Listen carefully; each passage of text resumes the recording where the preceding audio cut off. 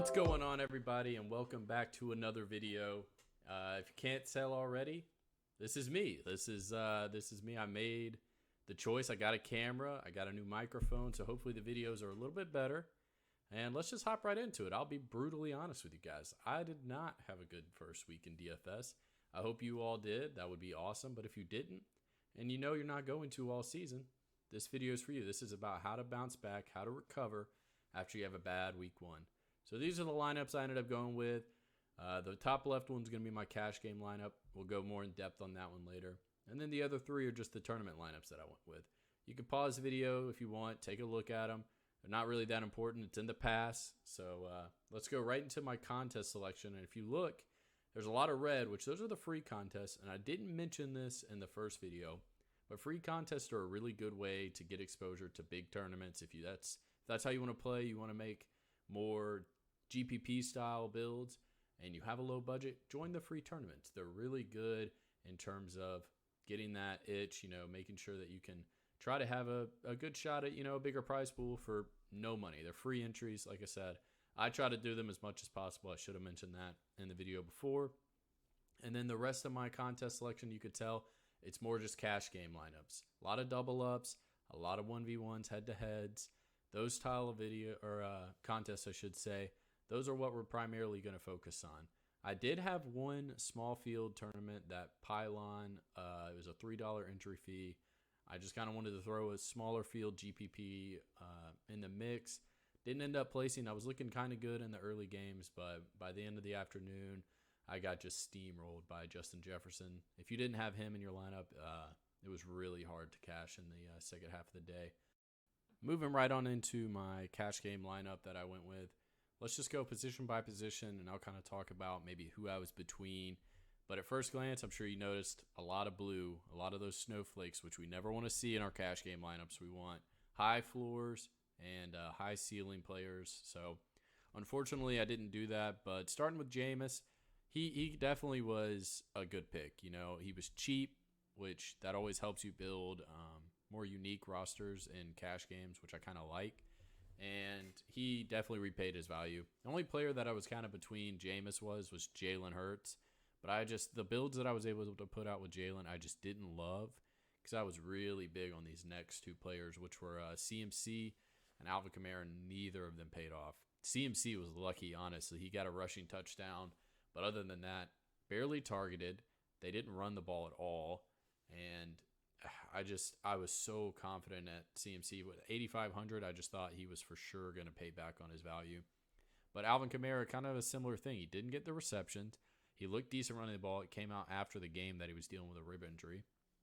But, I can't be too upset. I like I said in the earlier video, that if you have good process, you shouldn't be too mad about, especially running backs, because CMC and AK both looked like players that we're going to get a lot of touches. We're going to be high-value touches in games that they were either going to be ahead or should have been ahead. But looking at my wide receivers, I chose Michael Pittman, who was super chalky. He ended up being rostered at 54%. I went with Christian Kirk and then Elijah Moore, which Christian Kirk and Michael Pittman were kind of never in doubts for me. They were pretty much locks throughout the week. Elijah Moore just kind of fit the roster. Just money-wise, I looked at Juju in a similar tier, and I looked at Jarvis, but I did not want to have Alvin Kamara and Jarvis Landry on the same team. And looking down at tight end, the goose egg, Cole Kmet. Now, this was definitely the biggest mistake that I made on the day. I did not check the weather. If I would have known it was going to be as bad as it was in Chicago, rain percent, I would have never played Kmet. And a lot of people did switch off of him, which absolutely buried me. Only 6% of people picked Kmet. He was going to be a super popular play. So that pick probably hurt me the most. To be fair, with the money that I had, the only player that I could have switched to that would have done me any better would have been Gerald Everett. But unfortunately, I didn't make the switch. And then looking at my flex, Aaron Jones was the other one that, oh man, I don't know what happened with Aaron Jones. He was, supposed to get a lot of targets. They were playing Minnesota. They were supposed to win that game, which, I kind of had Minnesota winning, but I don't know. I just thought he was going to get a lot of receptions, especially with Lazard out, but he was barely on the field. A.J. Dillon outsnapped him. But the only players that I was kind of between with Aaron Jones were DeAndre Swift, missed, and then Saquon Barkley was the other player that I was kind of hoping. And then finally, the defense, the Commanders. A lot of experts told me not to play the Commanders, but I just couldn't get over how cheap they were. They were playing the Jags. Trevor Lawrence has been so bad in his career, and they didn't pay off. If I would have moved up to the Dolphins, maybe I could have, cashed in a certain amount of lineups. But that's just a lesson that I'm going to move forward into the next week, which is if a defense is super chalky, maybe move off of them, look elsewhere, and hope to get some points that players are going to be so involved in on one certain team on defense. All right, now let's look ahead to next week. So, like I said, this last week, it's behind us. It's in the past. We don't need to think about it. And honestly, that's the biggest tip, is if you have a bad week, just forget about it. The worst thing you can do is be like, if I would have started Justin Jefferson and, Devontae Adams and all these players, then I would have cashed. You can't think of the past. You can't think in hindsight. All you have to do is look forward to the next week, live to fight another day. That's one of the main reasons that in the last video I talked about only using 25% of your budget. You don't want to go all in every week, because if you do and you're wrong, then you're going to be out. You're going to be out of money. So going forward this week, these are just the quarterbacks that I like are Carr, Wentz, and Lance. Those are probably the ones that I'm going to be deciding between in cash. Carr, he's playing the Cardinals, who looked so bad last week. Oh, my goodness. Patrick Mahomes tore them up. And on a similar side, the Wentz, he's playing the Lions, and the Lions got shredded by Jalen Hurts. Wentz looked really good against the Jags, so I think he can take advantage of bad defenses. And then Lance, he's definitely the highest risk. He's the cheapest of the three, but his rushing upside should be good against the Seahawks. Last week, I'm just throwing it out. They played in the Rain Bowl or whatever you want to call it, so I'm just kind of throwing that one out of there. Moving to running backs, I'm just telling you right now, Barkley against the Panthers is going to be in my lineup. Nick Chubb and Kareem Hunt both had outstanding games last week against the Panthers. Barkley looked insane last week. He's going to be chalk. That's fine. I'm willing to eat it. And Javonte's another player. You're going to see this a lot. Players that are in the island games, like Monday night, Sunday night, they usually get a price discount because it's not accounted for whether or not they do good or do bad. So Javonte is another player that's probably going to be a lock. Moving to wide receivers, Devontae Adams. I'm going to have him in my lineup. He saw an ungodly 17 targets last week, which was the highest in the NFL. And he's playing the Cardinals, who got shredded by the Chiefs. He's going to be there. He's going to be in my lineup, and I guarantee you he's my lock of the week. He's going to have a good game. He's going to see at least 8 to 10 targets, and I bet he gets a touchdown. That's just my lock of the week. If I'm wrong, you can come in the comments. You can tell me all about it, but I'm telling you, don't have Devontae out of your lineups. He's going to be great. And then looking at my other ones, Amon-Ra, Christian Kirk, Allen Robinson, I have due for a bounce-back game against the Falcons.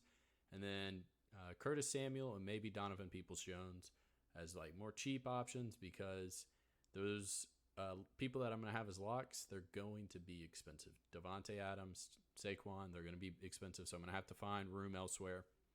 And then looking at tight ends, it's gross this week. I'm not going to lie. If you're not going to pay up for Mark Andrews, there's not a lot of great options. But somebody that I think you should really look at is Juwan Johnson.